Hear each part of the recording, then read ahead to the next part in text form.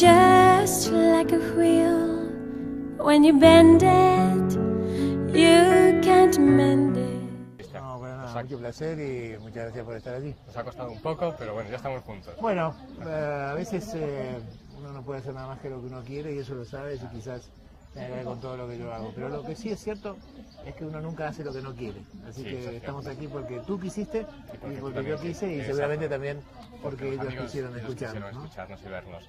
Yo te empezaría a preguntar, ya hablaremos de tu último libro, muchos de los títulos, el más conocido aquí, sobre todo en España, es Cuentos para pensar, que es uno de los libros que te ha hecho muy famoso, no solo seguramente en España, sino también en tu tierra, en Argentina y en Sudamérica, exactamente. Y el último libro que hablaremos en un momento es El mito de la diosa Fortuna, que es apasionante. Yo he leído un artículo del último número de Mente Sana, de la revista que diriges, y me parece apasionante. Yo luego te comentaré, porque yo, no estaba mejor bien decirlo, pero en el libro que yo escribo también hablo de la suerte, y cómo reúnen los famosos... Y porque me parece que siempre uno empieza a trabajar sobre el lugar donde dejaron los demás, ¿no? Porque en realidad no es mérito llegar más lejos, pero así es la vida.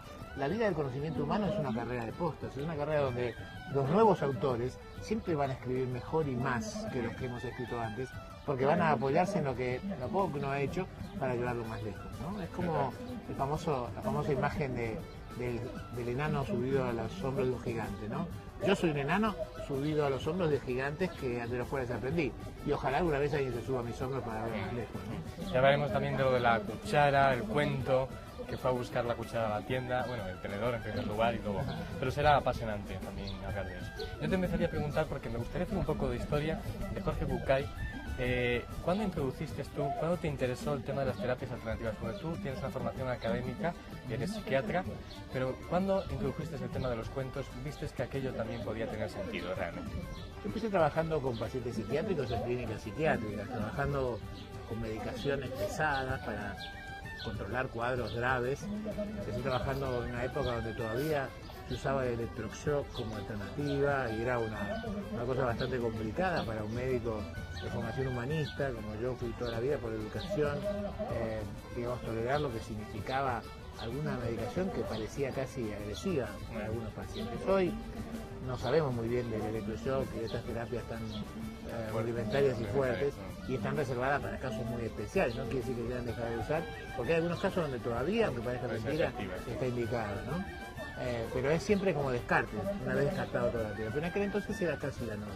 Eso es inusual para un psiquiatra que busque otro tipo de alternativas. Bueno, no sé si es inusual, pero por lo menos algunos buscan y otros no. Quiero decir, el entrenamiento que recibíamos en aquel momento no coincidía con otras técnicas. El psicoanálisis no servía para pacientes psiquiátricos graves, internados, y entonces había que usar otros recursos. Yo creo que ahí aprendí a trabajar el humor y el cuento y el teatro y la música. Empezamos a trabajar con un grupo de colegas alrededor de la historia de la música y de la dramatización y del teatro, y después empezamos a trabajar con los pacientes para que escribieran sus propias obras de teatro, y de allí la inspiración vino a través de los cuentos clásicos, y empezaron a ver los pacientes psiquiátricos cómo en los cuentos clásicos aparecían respuestas para sus propios problemas psiquiátricos. Y después, bueno, fue nada más que remontarme a mis ancestros. Yo vengo de una familia mezcla de árabes y judíos, y mis 4 abuelos contaban historias, unos del Talmud, los otros del Corán. ¿En España tienes ancestros, me imagino? ¿En España tienes ancestros o no? Bueno, tengo una parte de mi familia ha vivido en el sur, en Andalucía. Yo siempre digo, una de las cosas más increíbles que me pasó en Granada, frente a la catedral, cuando un día de un encuentro granadino-marroquí, en un escenario apareció una mujer bailando, que no solo se parecía físicamente a mi abuela, sino que además bailaba de la misma manera y en la misma actitud que mi abuela paterna bailaba. Y yo tuve la sensación de que de ahí venía la sangre, ¿no? Ahí había parido de alguna manera toda la historia que después terminó en Argentina con los inmigrantes de mis abuelos. Muy curioso. Yo te preguntaría, porque seguro que los telespectadores querrán saber el camino hacia la felicidad. Tú hablas mucho de tus libros, Encuentros para pensar y en otros, pero ¿cuál sería el camino hacia la felicidad realmente? Yo siempre digo que el libro del camino a la felicidad dice en la primera página. Si usted ha comprado este libro pensando que yo le voy a decir cuál es el camino para ser feliz, puede devolver el libro, porque yo no le puedo decir eso. Pero lo que le puedo decir, y es lo mismo que te digo a ti, es que hay un camino para ser feliz y que es tu responsabilidad encontrarlo. cuál va a ser ese camino para cada uno es difícil, pero sé algunas cosas que hay que tener en cuenta, ¿no? Sé que no se puede recorrer ese camino sin saber quién uno es, sé que no se puede recorrer ese camino sin haberse encontrado con un sentido y con un rumbo y con una dirección, sé que no se puede recorrer ese camino sin antes encontrar a alguien que sea tu compañero de ruta y que pueda recriminarte en momentos difíciles, y sobre todo sé que no se puede recorrer ese camino sin haberle tendido la mano a alguien cuando en realidad está en un momento difícil tampoco, ¿no? Quiero decir, parece mentira, ¿no? Que en realidad para poder llegar a algún lugar no solo hay que conseguir quien te ayude, sino que tienes que conseguir a alguien a quien ayudar. Bueno, yo me lo pregunto a pesar de que a lo mejor tenga el convencimiento de por qué la gente se agobia mucho y no pide en ese momento determinado ayuda al universo, porque el universo tiene respuestas y si uno pide se le va a dar realmente. Pero ¿por qué crees que hay una historia extendida socialmente de que la gente se agobia muchísimo? Y sobre todo en muchos sectores, yo ahora me viene a la cabeza un autor, Elvis Laplo, que habla de usted puede cambiar el mundo, tú puedes cambiar el mundo, y hay un desaliento general en toda nuestra sociedad, realmente. Sí, yo creo que en esto siempre está el doble juego, ¿no? Donde los excesos conducen a errores siempre, ¿no?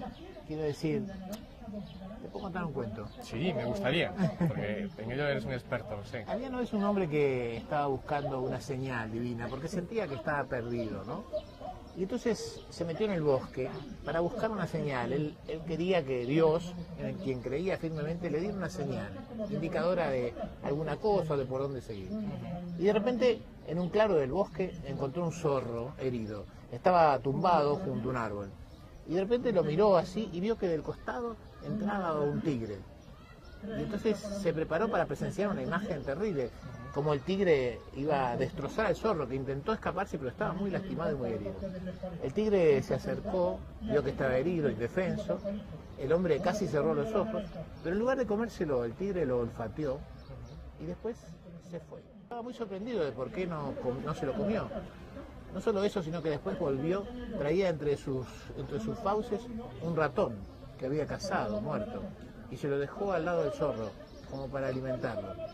Y después volvió otra vez a irse, y cuando regresó tenía unas hojas en la boca que puso al lado del zorro, y volvió a irse, y trajo en el buche un montón de agua que puso sobre las hojas para que el zorro tuviera bebida y alimento. Y después se fue.